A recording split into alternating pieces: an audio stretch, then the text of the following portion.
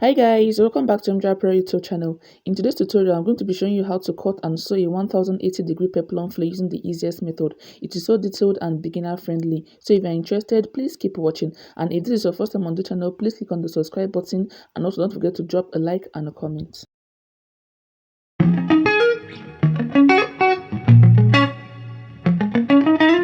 So here are the fabric I'll be using for this tutorial. Here I have my Ankara, my lining and my gum stain. So the next we're going to go ahead to do is to go into the cutting proper. But before then, we are going to be doing some little calculation and I'll be telling you what a 1080-degree peplum flare means.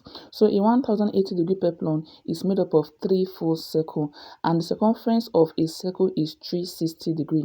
So when you multiply this 360 by 3, you're going to be having 1080 degrees. What this means is that when cutting a 1080-degree peplum, you're going to be cutting out 3 full circles. So because you're cutting a 3 full circle, you'll be dividing your waist by 3. So the waist I'm working with is 30 divided by 3 is 10 inch. So I'm going to go ahead to cut out 3 full circle using 10 inch as the waist circumference. So the next thing I'm going to go ahead to do now is to calculate the radius of the circle, and in doing that I'm going to be dividing my waist by 6.28. So I'll be making use of this 10 inch I have here. So I'll go ahead to divide the 10 by 6.28. After dividing it, what I got was 1.89. So I'm going to be using this 1.89 as the radius when cutting out my flare. The next thing I like doing when cutting out my flare to avoid wastage of fabric is the amount of fabric to fold, and in doing that the formula I always use is the radius plus the flare length plus my sewing allowance. So the radius I'm working with is 1.89 plus my flare length, which is 9 inch, then plus the sewing allowance of 1 inch. So when you add all this together, you're going to be having 11.89. So when folding my fabric, I'll be using this 11.89 to fold my fabric. So now we're going to go into the cutting proper. So here I have my fabric, and the first thing I'm going to go ahead to do now is to open up the fabric like you see me doing in the video.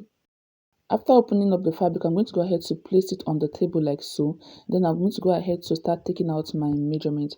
So the first measurement I'm going to go ahead to take is the 11.89 we calculated. That is the amount of fabric to fold. So I'm going to go ahead to insert this 11.89 on this part of my fabric. I'll go ahead to measure the 11.89 on this part of the fabric. After taking out the measurement, I'll go ahead to fold it over like so. So this is what you should have after folding.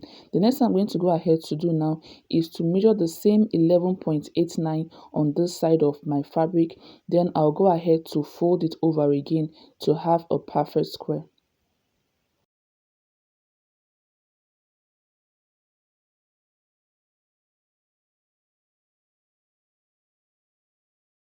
So after folding it, you go ahead to arrange it and you should have something like this. The next I'm going to go ahead to do is to cut out the excess fabric I have here. Then I'll go ahead to show you how to fold it again for clarity.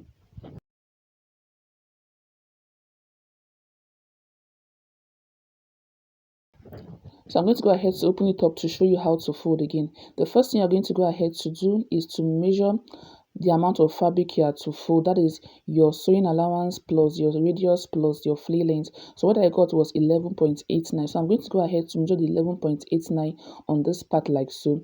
After taking my measurement, I'll go ahead to fold it over like this. Then I'll arrange. After folding it over, the next I'm going to go ahead to do is to measure the same 11.89 on this part of my fabric. So I'm going to go ahead to take out the measurement like so.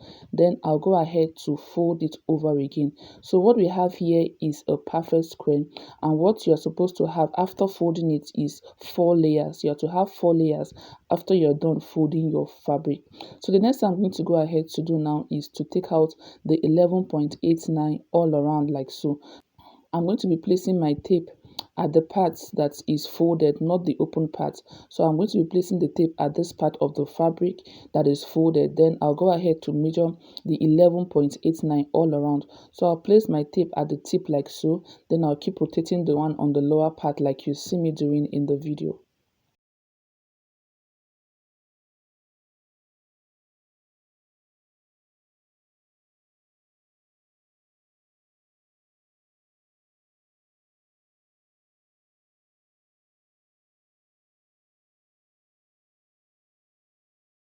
So after I was done taking out the 11.89, this is what it is going to look like. The next thing I'm going to go ahead to do now is to take out my radius from this point also. So I'm going to go ahead to measure 1.89 all around like you see me doing in the video.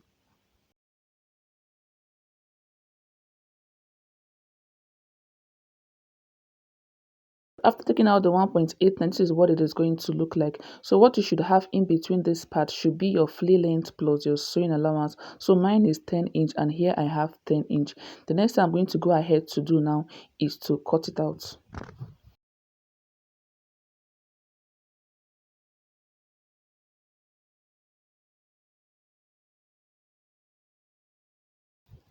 So after cutting, this is what it is going to look like. So you're going to be having a perfect circle without an opening. So this is what you should have after you're done cutting your flea. And also what you should have on your waistline should be your waist divided by 3.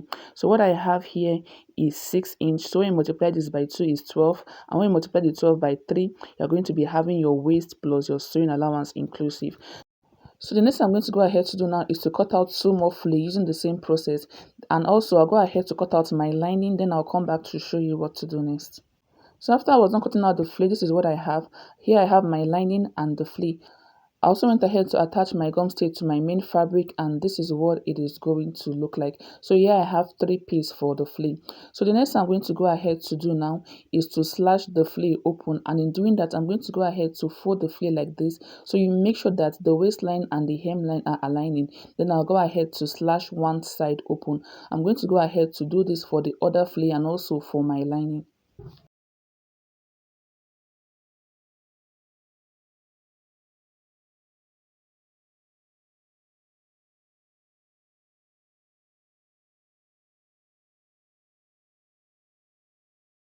So after slashing the flea open, the next thing I'm going to go ahead to do now is to join the 3 fleas together. So I'm going to go ahead to place the second one on it like this. Then I'll go over my sewing machine to stitch it all the way around. After doing that, I'll place the third one on the second one like so. Then I'll go ahead to stitch it down, and I'll be doing the same thing for my lining also. So I'm going to go ahead to quickly do that. Then I'll come back to show you what to do next. So after joining the 3 fleas together, this is what it is going to look like. So I went ahead to open up the seam and I gave it a good press, and this is what I have after I was done joining the 3 fleas together. And I also went ahead to do the same thing for my lining also.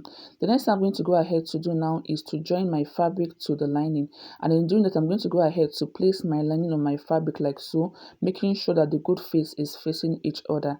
Next I'll go over my sewing machine to stitch all the way around like this. After stitching, I'll notch it and turn it over to the good face, give it a good press, then I'll come back to show you what to do next. So after I was done joining the lining to the main fabric, this is what I have. So I went ahead to turn it over and I gave it a good press. I also went ahead to close up the waist area of the peplum, and this is what we have. As you can see, it's looking so beautiful already, and we already have this wavy effect. The next thing I'm going to go ahead to do now is to attach this to my upper bodice, which I've already gone ahead to make. Then I'll come back to show you what it looks like.